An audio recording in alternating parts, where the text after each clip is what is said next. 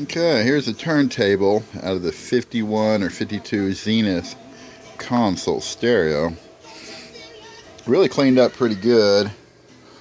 You know, there's some spots where had some pitting of the paint.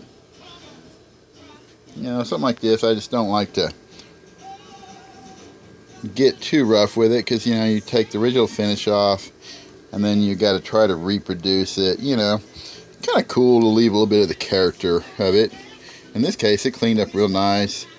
The decals cleaned up. You know, I could always reproduce those, but you know, I kind of like the vintage as much as possible. So, you know, even this paint here cleaned up nice. I'm glad that didn't pull out of there and didn't have to try to reproduce that. Knobs cleaned up nice. Cleaned up real good. And so, you know, on something like this, I like to just lubricate very minimally. Take some household oil, just some old school oil like this, you know, and just put on very, very little. Take a toothpick and put it on spots, like where this slides here. This is real gummed up with the old grease. Just clean up the best you can, and put a very minimal amount of oil with the Q-tip.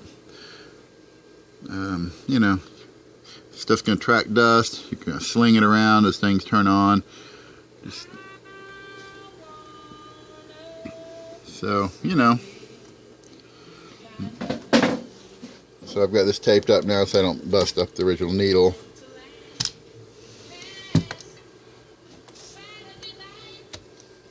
But what I'm going to do is put a more modern cartridge in there. And what I'm hoping is, you know, since it says it's got the diamond in it instead of the more common ceramic, hopefully the preamp will be set up to where it's boosted. You know, if you have a ceramic cartridge, it doesn't boost it because the ceramic cartridge sends a pretty hot signal.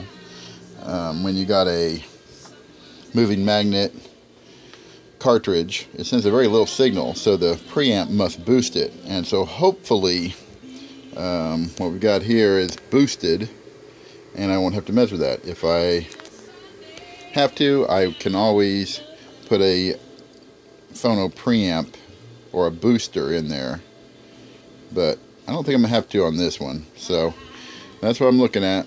We'll talk to you next time.